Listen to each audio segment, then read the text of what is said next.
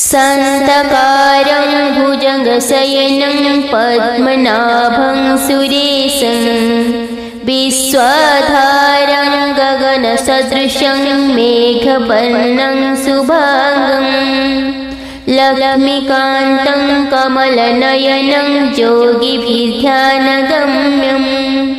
वन्दे विष्णु भवभयहरं सर्वलोकैकनाथम्।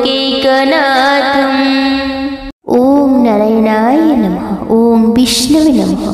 प्रिय बंधुगण, आज श्रावण मास आरंभ प्रथम दिन शुक्रवार भगवान विष्णु को समर्पित अटे। भगवान विष्णु शांताकार, जार स्वरूप अत्यंत शांत अटे। भुजंग शयन, जे शेषनाग उपरे शयन करथांती। पद्मनाभम, जार नाभिरे कमल रही। सुरेशम, जे देवता मानकर भी ईश्वर अटंती। विश्वाधारम, जे संपूर्ण विश्वर आधार अटंती। गगन सदृशं, जे आकाश परि सर्वव्यापी। मेघवर्णं, जार रंग नील मेघ सहित समान। शुभांगम, जार अंग अत्यंत शुभ अटे। लक्ष्मीकांतं, जे लक्ष्मीकर पति अटंती। कमल नयनं, जार नेत्र कमल सहित समान। योगी भी ध्यान गम्यम, जे योगी मानव द्वारा ध्यान प्राप्त होइतांती। वंदे विष्णु, मु सही भगवान विष्णु को प्रणाम करुछि। भव भय हरं, जे जन्म एवं मृत्युर भय को हरण कर नहीं। सर्वलोकैकनाथं, जे समस्त लोकर स्वामी अटंती। सही भगवान विष्णुंकर जे ध्यान करती, जे तांका मंत्र जप करती, श्रवण करती, सच्च हृदय प्रार्थना करती, भगवान आशीर्वाद प्राप्त होता। समस्त दुख दूर होता, पाप क्षय हुए। प्रिय बंधुगण, आसतु भगवान विष्णुकर यही मंत्र को आज श्रवण करवा। सनातन धर्म सहित जोड़ी हुई रही लिसा मोहंती मोटिवेशनल लाइफ चैनल को सब्सक्राइब करी वीडियो को गोटे लाइक कर दिंतु एवं कमेंट रे ओम विष्णुवे नमः, ओम नारायणाय नमः निश्चय लिखंतु। ओम नमो भगवते वासुदेवाय केशवाय जनार्दनाय नारायणाय नमः। ओम नमो भगवते वासुदेवाय केशवाय जनार्दनाय नारायणाय नमः। ओम नमो भगवते वासुदेवाय केशवाय जनार्दनाय नारायणाय नमः। ओम नमो भगवते वासुदेवाय केशवाय जनार्दनाय नारायणाय नमः। ओम नमो भगवते वासुदेवाय केशवाय जनार्दनाय नारायणाय नमः। ओम नमो भगवते वासुदेवाय केशवाय जनार्दनाय नारायणाय नमः। ओम नमो भगवते वासुदेवाय केशवाय जनार्दनाय नारायणाय नमः। ओम नमो भगवते वासुदेवाय केशवाय जनार्दनाय नारायणाय नमः। ओम नमो भगवते वासुदेवाय केशवाय जनार्दनाय नारायणाय नमः। ओम नमो भगवते वासुदेवाय केशवाय जनार्दनाय नारायणाय नमः। ओम नमो भगवते वासुदेवाय केशवाय जनार्दनाय नारायणाय नमः। ओम नमो भगवते वासुदेवाय केशवाय जनार्दनाय नारायणाय नमः। ओम नमो भगवते वासुदेवाय केशवाय जनार्दनाय नारायणाय नमः। ॐ नमो भगवते वासुदेवाय केशवाय जनार्दनाय नारायणाय नमः। ॐ नमो भगवते वासुदेवाय केशवाय जनार्दनाय नारायणाय नमः। ॐ नमो भगवते वासुदेवाय केशवाय जनार्दनाय नारायणाय नमः।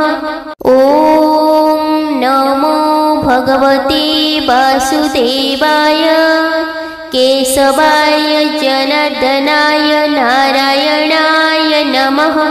ॐ नमो भगवते वासुदेवाय केशवाय जनार्दनाय नारायणाय नमः। ॐ नमो भगवते वासुदेवाय केशवाय जनार्दनाय नारायणाय नमः।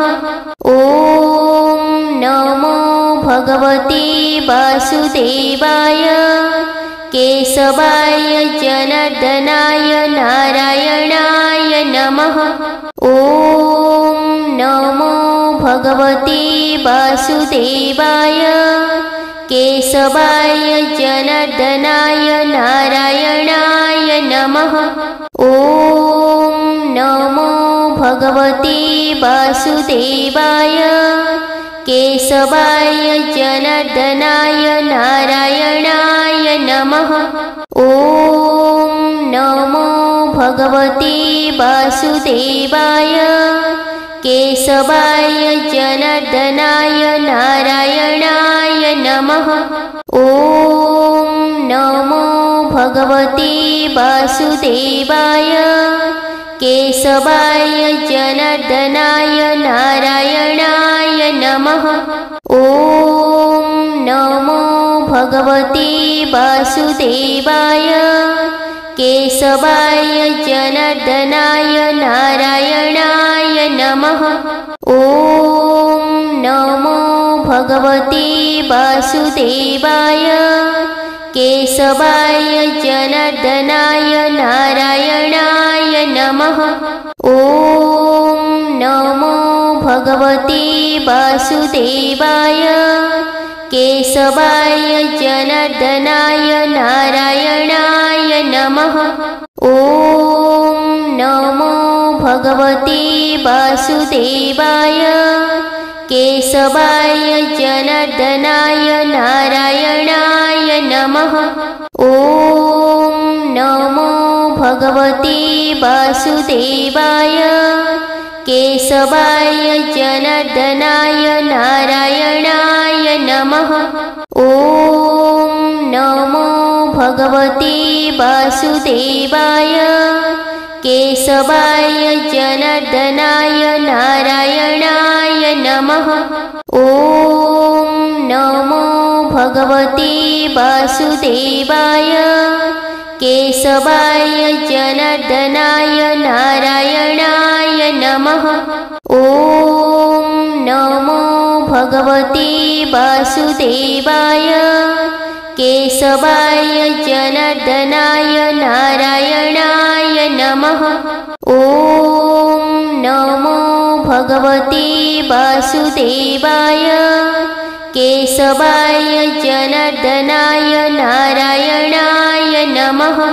ॐ नमो भगवते वासुदेवाय केशवाय जनार्दनाय नारायणाय नमः। ॐ नमो भगवते वासुदेवाय केशवाय जनार्दनाय नारायणाय नमः। ॐ नमो भगवते वासुदेवाय केशवाय जनार्दनाय नारायणाय नमः। ॐ नमो भगवते वासुदेवाय केशवाय जनार्दनाय नारायणाय नमः। ॐ नमो भगवते वासुदेवाय केशवाय जनार्दनाय नारायणाय नमः। ॐ नमो भगवते वासुदेवाय केशवाय जनार्दनाय नारायणाय नमः। ॐ नमो भगवते वासुदेवाय केशवाय जनार्दनाय नारायणाय नमः। ॐ नमो भगवते वासुदेवाय केशवाय जनार्दनाय नारायणाय नमः। ॐ नमो भगवते वासुदेवाय केशवाय जनार्दनाय नारायणाय नमः। ॐ नमो भगवते वासुदेवाय केशवाय जनार्दनाय नारायणाय नमः। ॐ नमो भगवते वासुदेवाय केशवाय जनार्दनाय नारायणाय नमः। ॐ नमो भगवते वासुदेवाय केशवाय जनार्दनाय नारायणाय नमः। ॐ नमो भगवते वासुदेवाय केशवाय जनार्दनाय नारायणाय नमः। ॐ नमो भगवते वासुदेवाय केशवाय जनार्दनाय नारायणाय नमः। ॐ नमो भगवते वासुदेवाय केशवाय जनार्दनाय नारायणाय नमः। ॐ नमो भगवते वासुदेवाय केशवाय जनार्दनाय नारायणाय नमः। ॐ नमो भगवते वासुदेवाय केशवाय जनार्दनाय नारायणाय नमः।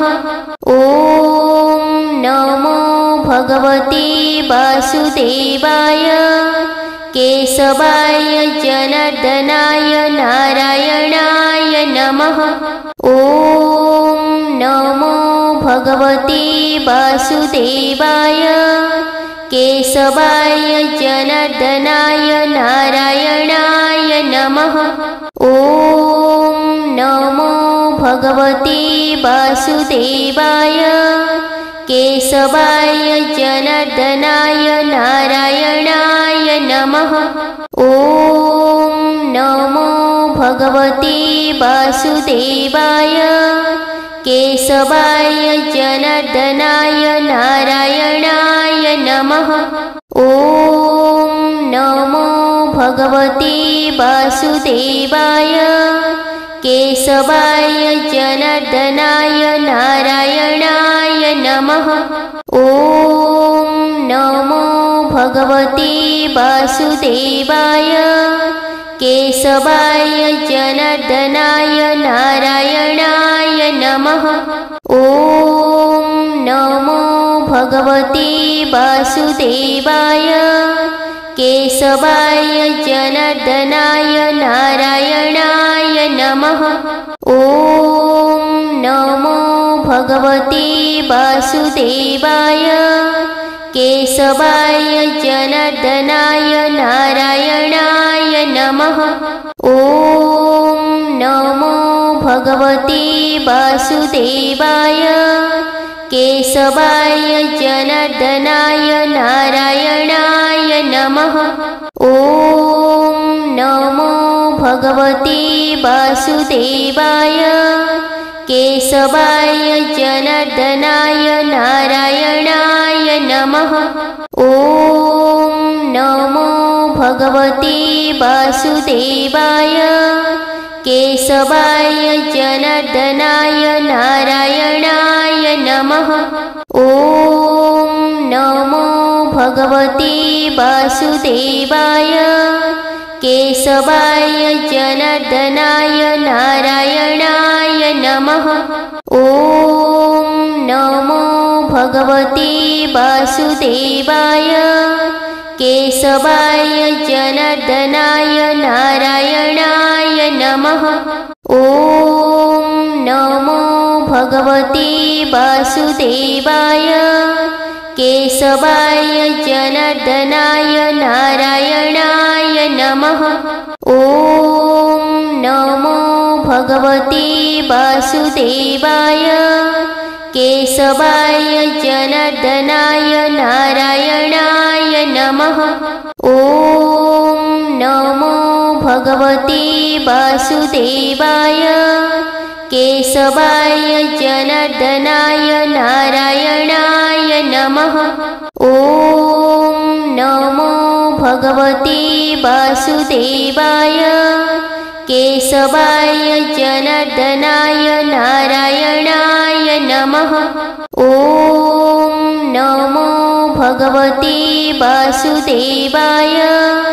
केशवाय जनार्दनाय नारायणाय नमः। ॐ नमो भगवते वासुदेवाय। केशवाय जनार्दनाय नारायणाय नमः। ॐ नमो भगवते वासुदेवाय। केशवाय जनार्दनाय नारायणाय नमः। ॐ नमो भगवते वासुदेवाय। केशवाय जनार्दनाय नारायणाय नमः। ॐ नमो भगवते वासुदेवाय। केशवाय जनार्दनाय नारायणाय नमः। ॐ नमो भगवते वासुदेवाय। केशवाय जनार्दनाय नारायणाय नमः। ॐ नमो भगवते वासुदेवाय। केशवाय जनार्दनाय नारायणाय नमः। ॐ नमो भगवते वासुदेवाय। केशवाय जनार्दनाय नारायणाय नमः। ॐ नमो भगवते वासुदेवाय। केशवाय जनार्दनाय नारायणाय नमः। ॐ नमो भगवते वासुदेवाय। केशवाय जनार्दनाय नारायणाय नमः। ॐ नमो भगवते वासुदेवाय। केशवाय जनार्दनाय नारायणाय नमः। ॐ नमो भगवते वासुदेवाय। केशवाय जनार्दनाय नारायणाय नमः। ॐ नमो भगवते वासुदेवाय। केशवाय जनार्दनाय नारायणाय नमः। ॐ नमो भगवते वासुदेवाय। केशवाय जनार्दनाय नारायणाय नमः। ॐ नमो भगवते वासुदेवाय। केशवाय जनार्दनाय नारायणाय नमः। ॐ नमो भगवते वासुदेवाय। केशवाय जनार्दनाय नारायणाय नमः। ॐ नमो भगवते वासुदेवाय। केशवाय जनार्दनाय नारायणाय नमः। ॐ नमो भगवते वासुदेवाय। केशवाय जनार्दनाय नारायणाय नमः। ॐ नमो भगवते वासुदेवाय। केशवाय जनार्दनाय नारायणाय नमः। ॐ नमो भगवते वासुदेवाय। केशवाय जनार्दनाय नारायणाय नमः। ॐ नमो भगवते वासुदेवाय। केशवाय जनार्दनाय नारायणाय नमः। ॐ नमो भगवते वासुदेवाय। केशवाय जनार्दनाय नारायणाय नमः। ॐ नमो भगवते वासुदेवाय। केशवाय जनार्दनाय नारायणाय नमः। ॐ नमो भगवते वासुदेवाय। केशवाय जनार्दनाय नारायणाय नमः। ॐ नमो भगवते वासुदेवाय। केशवाय जनार्दनाय नारायणाय नमः। ॐ नमो भगवते वासुदेवाय। केशवाय जनार्दनाय नारायणाय नमः। ॐ नमो भगवते वासुदेवाय। केशवाय जनार्दनाय नारायणाय नमः। ॐ नमो भगवते वासुदेवाय। केशवाय जनार्दनाय नारायणाय नमः। ॐ नमो भगवते वासुदेवाय। केशवाय जनार्दनाय नारायणाय नमः। ॐ नमो भगवते वासुदेवाय। केशवाय जनार्दनाय नारायणाय नमः। ॐ नमो भगवते वासुदेवाय। केशवाय जनार्दनाय नारायणाय नमः।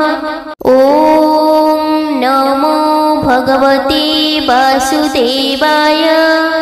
केशवाय जनार्दनाय नारायणाय नमः।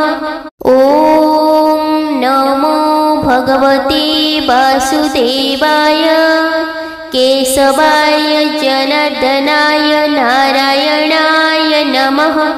ॐ नमो भगवते वासुदेवाय। केशवाय जनार्दनाय नारायणाय नमः। ॐ नमो भगवते वासुदेवाय। केशवाय जनार्दनाय नारायणाय नमः। ॐ नमो भगवते वासुदेवाय। केशवाय जनार्दनाय नारायणाय नमः। ॐ नमो भगवते वासुदेवाय। केशवाय जनार्दनाय नारायणाय नमः। ॐ नमो भगवते वासुदेवाय। केशवाय जनार्दनाय नारायणाय नमः। ॐ नमो भगवते वासुदेवाय। केशवाय जनार्दनाय नारायणाय नमः। ॐ नमो भगवते वासुदेवाय। केशवाय जनार्दनाय नारायणाय नमः। ॐ नमो भगवते वासुदेवाय। केशवाय जनार्दनाय नारायणाय नमः।